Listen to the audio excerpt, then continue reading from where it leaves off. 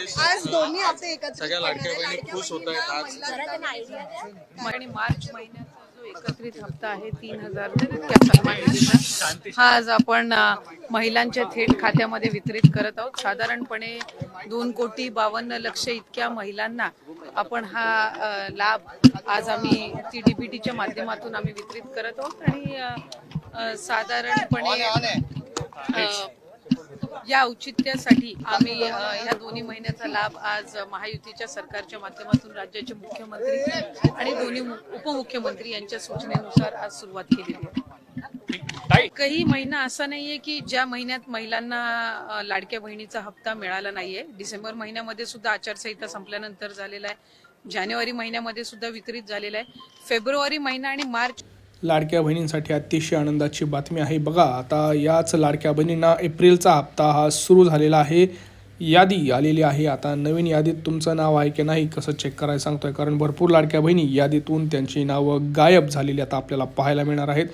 काही लाडक्या बहिणींचं तर नाव गायब झालेले आहेत। बघा, सोबतच लाडक्या बहिणींना फेब्रुवारी आणि मार्च महिन्याचे सुद्धा हप्ते जमा व्हायला सुरुवात झालेली आहे। ज्यांना 1500 आले नव्हते त्यांना देखील पुन्हा मेसेज जे आहे ते यायला सुरुवात झालेली आहे। परंतु आता जर आपण बघितलं तर भरपूर लाडक्या बहिणी यातून वगळण्यात आलेल्या आहेत। लाडक्या बहिणींची चिंता वाढली, परंतु याच्यामध्ये काय करावं लागणार आहे जेणेकरून तुमचं नाव हे गायब होणार नाही हे मी तुम्हाला या व्हिडिओमध्ये सांगतो आहे।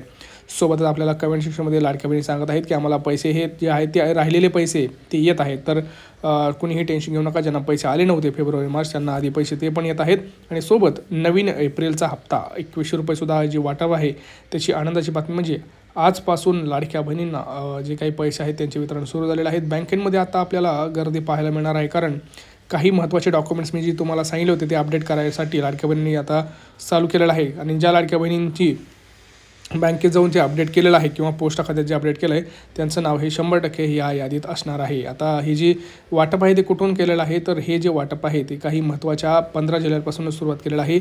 पण बघू शकता पुणे, रायगड, मुंबई, सातारा, ठाणे, नाशिक, यवतमाळ, धुळे, जालना, अकोला, सोलापूर, लातूर अशा महत्त्वाच्या जिल्ह्यांपासून याची जी सुरुवात आहे ती केलेली आहे। आता याच्यामध्ये जर आपण सगळ्यात महत्त्वाचं बघितलं तर भरपूर लाडक्या बहिणींना आज दुपारपासून तुम्हाला मेसेज यायला सुरुवात होतील। सोबतच तुम्हाला मार्च महिन्याचा हप्ता आणि गॅस सिलेंडरचे पैसेसुद्धा जमा होतील आणि एप्रिलचे 2100सुद्धा इथं तुम्हाला यादीत आता मिळणार आहे। परंतु इथं काही लाडक्या बहिणींची चिंता वाढलेली आहे। बाकी लाडक्या बहिणींना आनंदाची बातमी म्हणजे त्यांना गॅस सिलेंडरचे सुद्धा 1660 रुपये इथं लाडक्या बहिणींना आता मिळत आहेत। तर 3 डॉक्युमेंट आहेत जे महत्त्वाचे तुम्हाला मी सांगतोय, उत्पन्नाचा दाखला, रेशन कार्ड आणि तुमचं आधार कार्ड। हे ज्या लाडक्या बहिणी अपडेट करतील त्या लाडक्या बहिणींना या योजनेचा लाभ 100% मिळेल, कारण अर्ज पडताळणीसाठी अंगणवाडी सेविका तुमच्या घरी येऊन हे सगळे कागदपत्र मागत आहेत आणि RTOकडून जो डेटा त्यांना प्राप्त झालेला आहे किंवा इन्कम टॅक्सकडून आणि ज्याच्यामध्ये त्या लाडक्या बहिणींची नावं असतील त्यांना डायरेक्ट वगळण्यात आलेलं आहे। 4 चाकीवाल्यांना वगळण्यात आलेलं आहे, जे इन्कम टॅक्स भरत आहेत त्यांना वगळण्यात आलेलं आहे आणि याची सगळ्यांची माहिती त्यांना डिपार्टमेंटकडून भेटत आहेत। आणि ज्यांचे बँकेमध्ये सुद्धा ज्यांचे चांगले ट्रान्झॅक्शन्स आहेत म्हणजे 5 लाख 6 लाख रुपये त्यांची आता आर्थिक परिस्थिती सुधारलेली आहे गेल्या 8 ते 6 महिन्यामध्ये, त्या लाडक्या बहिणींना सुद्धा आता मार्च हा शेवटचा हप्ता होता, इथून पुढे त्यांना हप्ते मिळणार नाहीत। 2100 रुपये जो एप्रिलचा हप्ता येईल तो फक्त आता गरजू लाडक्या बहिणींनाच येईल ज्यांचं उत्पन्न 2.5 लाखांपेक्षा कमी आहे। जर तुम्हाला यातून वाचायचं असेल तर 3 डॉक्युमेंट काढून ठेवा, आधार कार्ड, दुसरं म्हणजे रेशन कार्ड आणि उत्पन्नाचा दाखला, या सगळ्या गोष्टी करून ठेवा। आणि सोबतच जर लाडक्या बहिणींना घर पाहिजे असेल त्या लाडक्या बहिणींनी अर्ज करायचा आहे। 20 लाख घरे लाडक्या बहिणींना मंजूर झालेले आहेत आणि त्याचेसुद्धा वाटप लवकरच आपल्याला शहरी आणि ग्रामीण भागात सुरू झालेलं आपल्याला पाहायला मिळणार आहे।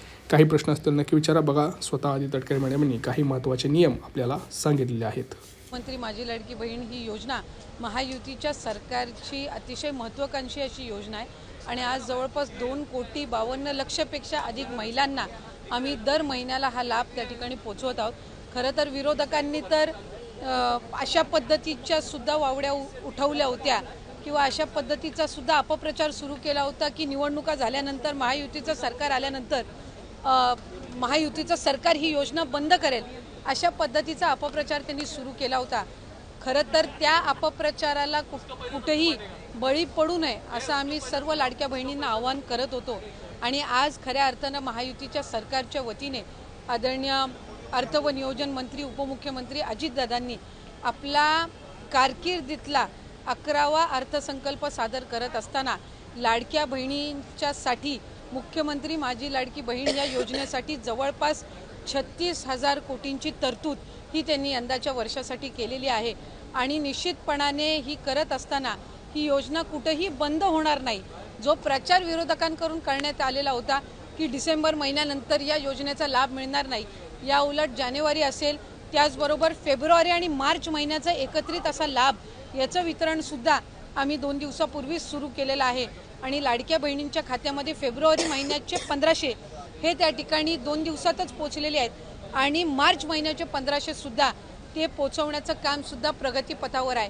त्याच्यामुळे ही योजना ही महायुतीच्या सरकारची महत्त्वाकांक्षी योजना जी मुख्यमंत्री देवेंद्रजी फडणवीस साहेब, उपमुख्यमंत्री एकनाथजी शिंदे साहेब आणि उपमुख्यमंत्री अजितदादा यांच्या नेतृत्वाखाली अशाच पद्धतीनं कार्यरत राहणार आहे आणि तेच आपल्याला आजच्या अर्थसंकल्पातून पाहायला मिळालं। स्पेसिफिक प्रश्न आहे की 1,500 रुपये की 2100 रुपये नेमकं महिलांना किती रुपये मिळणार आहेत या लाडकी बहीण योजनेच्या माध्यमातून? कारण विधानसभेपूर्वी आपला जो जाहीरनामा होता त्याच्यामध्ये 2100चा उल्लेख होता, त्यामुळे स्पेसिफिक प्रश्न मला आपल्याला आवर्जून त्यानिमित्ताने आणि आपल्या माध्यमातून सर्व आमच्या लाडक्या बहिणींना त्या ठिकाणी सांगायचे की राज्याचे मुख्यमंत्री देवेंद्रजी फडणवीस साहेब आणि आमचे दोन्हीही उपमुख्यमंत्री असतील, मंत्रिमंडळातील सर्व आम्ही त्या ठिकाणी मंत्री महोदय असो, आम्ही सगळ्यांनी सुरुवातीपासूनच ही योजना अधिकाधिक यशस्वी पद्धतीनं राबवण्याचा प्रयत्न हा केलेला आहे। पुढेही आम्ही त्याच पद्धतीनं हा प्रयत्न करत राहणार।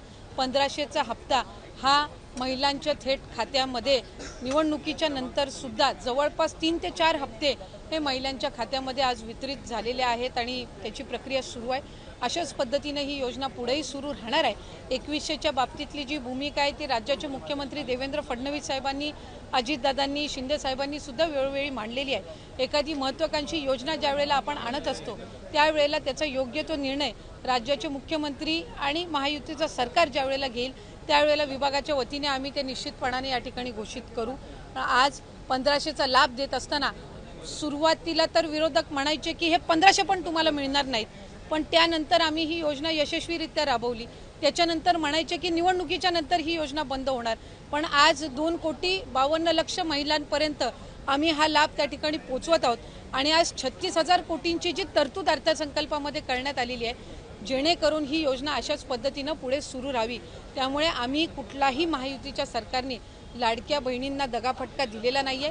2100चा योग्य तो निर्णय जाहीरनामा किंवा एखादा ज्या वेळेला तुम्ही वचननामा असतं ते पुढच्या 5 पंचवार्षिक या संबंध या याच्यातून दृष्टिकोनातून तो ठेवलेला असतो।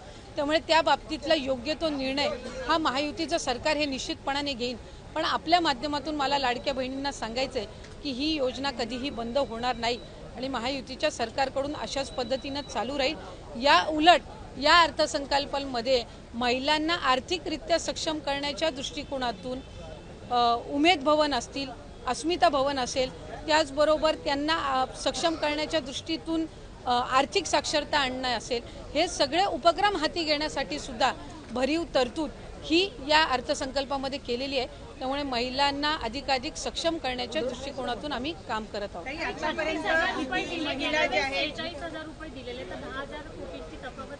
आपल्या माहितीसाठी मला सांगायचं आहे की मार्च महिन्यापर्यंतचा जो हप्ता आहे तो अर्थसंकल्पाच्या आधीच वितरित झालेला आहे आणि ही जी तरतूद आहे ही पुढच्या महिन्यांपर्यंत आहे। डिसेंबर महिन्यांमध्ये ज्या वेळेला ही जी केलेली तरतूद आहे या पलीकडे जर आपल्याला लाभासाठी तरतूद करावी लागली तर डिसेंबरच्या अधिवेशनामध्ये ती निश्चितपणाने करण्यात येईल। 36,000 कोटींची तरतूद जी आहे, पहिले वर्षाचे 3 महिन्याची तरतूद ही आधीच उपलब्ध करून दिलेली आहे। आता राहिले तुमचे 9 महिने आणि मग त्याच्यानंतर डिसेंबरच्या अधिवेशनामध्ये जर पुढच्या 3 महिन्यासाठी लागली तर त्या पद्धतीनं ती पुरवणी मागण्यांमध्ये केली जात असते। त्यामुळे या योजनेला यशस्वीरित्या राबवण्यासाठी जी काही तरतुदीची गरज आहे दर महिन्याच्या लाभाकरिता ती या अर्थसंकल्पामध्ये झालेली आहे। स्क्रुटिनी सुरू झाल्यापासून आतापर्यंत किती महिलांनी स्वतःहून सोडलेले आहेत किंवा किती महिलांना वगळण्यात आलेल्या आहेत, त्याचबरोबर इतर ज्या योजना आहेत म्हणजे निराधार योजना असेल किंवा इतर योजना, या महिलांना या योजनेचा लाभ कशा पद्धतीने दिला जाणार? जे टोटल रजिस्ट्रेशन विभागाकडे झालेलं होतं ते साधारणपणे 2,63,00,000 असं होतं, पण हे जुलै ऑगस्ट महिन्यापासूनचं होतं आणि जुलै ऑगस्ट महिन्यापासूनच स्क्रुटिनीची जी प्रक्रिया आहे ती त्या ठिकाणी सुरू आहे आणि पात्र महिला ज्या आहेत, लाडक्या बहिणी ज्या आहेत, त्या साधारणपणे 2,52,00,000 2,53,00,000 इतके त्या ठिकाणी असतात. आधार सीडिंग ज्यांचे अकाउंट झालेले आहेत त्यांना दर महिन्याचा लाभ वितरित होत असतो. नमो शेतकरी योजनेचा जे लाभ घेतात त्यांना नमो शेतकरीचे 1000 आणि मग वरचे जे 500 आहेत ते त्या ठिकाणी लाडक्या बहिणीच्या या तरतुदीतून मिळत असतात. संजय गांधी निराधार योजनेच्या ज्या लाभार्थी आहेत त्यांना 1500चा लाभ हा संजय गांधी निराधार योजनेतूनच मिळत असतो. त्याच्यामुळे या योजनेतून मिळण्याचं त्याच्यामध्ये काही कारण नाही. या व्यतिरिक्त 4 चाकी वाहनं असणारी असतील किंवा जिल्हा स्तरावरून ज्या तक्रारी आम्हाला प्राप्त होतात त्या पद्धतीनं ती योग्य ती कारवाई आहे ही केली जात असते. आणि परत ज्यांनी आम्हाला या योजनेचा लाभ नको आहे किंवा आम्ही या योजनेच्या लाभासाठी आता पात्र नाही आहोत असे जे अर्ज आहेत हे काही हजारांच्या संख्येमध्ये आहेत. त्याच्यामुळे गेल्याही महिन्यात साधारणपणे 2,40,00,000 पेक्षा अधिक महिलांच्या खात्यामध्ये हा लाभ वितरित झालेला होता आणि यंदाच्याही महिन्यामध्ये साधारणपणे तितकाच आकडा आधार सीडिंग जसे जसे होत जातात त्यानुसार त्या पात्र भगिनींच्या खात्यामध्ये जमा होत राहील.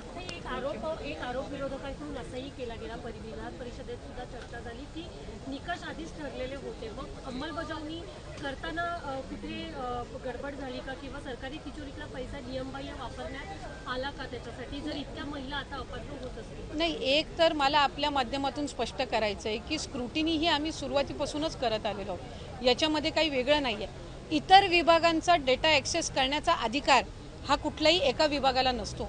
उदाहरणार्थ महिला व बालविकास विभाग आहे आणि आम्हाला जर कृषी विभागातल्या नमो शेतकरीचा जर डेटाचा ॲक्सेस असेल तर तो आम्ही परस्पर घेऊ शकत नाही. आम्हाला तो त्या विभागाकडूनच प्राप्त होणं हे अपेक्षित असतं. परिवहन विभागाकडून जर एखादा तुम्हाला डेटा हवा असेल तर तो तुम्हाला परिवहन विभागाकडूनच मिळेल. त्याला स्वतंत्र तो डेटा ॲक्सेस करण्याचा अधिकार हा कुठल्याही विभागाला किंवा महिला व बालविकास विभागालाही त्या ठिकाणी नसतो. त्यामुळे सुरुवातीपासून याची स्क्रुटिनी होत गेलेली आहे. मूळ 2,63,00,000 पेक्षा अधिक रजिस्ट्रेशन झालेलं होतं आणि सुरुवातीपासूनच जर आपण बघितलं तर लाभार्थ्यांची संख्या ही 2,40,00,000 किंवा 2,50,00,000 2,52,00,000 इतकी राहिलेली आहे. याचा अर्थ असा की स्क्रुटिनीची प्रोसिजर सुरुवातीपासून चाललेली आहे. प्रत्येक विभागाकडनं जी आपण माहिती मागवतो त्याच्यामध्ये ऑक्टोबर, नोव्हेंबर, डिसेंबर महिना आचारसंहितेचा कालावधी होता. हा वगळता जशी जशी आमच्याकडे त्या विभागांकडनं माहिती येते त्या पद्धतीनं आम्ही ते पुढचं डीबीटी करायच्या आधी योग्य ती कारवाई असते ती करत असतो. त्यामुळे कुठल्याही पात्र जी निकषांमध्ये पात्र आहे एकही निकष न बदलता जी महिला पात्र आहे त्यांच्यावर अन्याय हा कधी या विभागाच्या किंवा महायुतीच्या सरकारकडून झालेला नाही. धन्यवाद.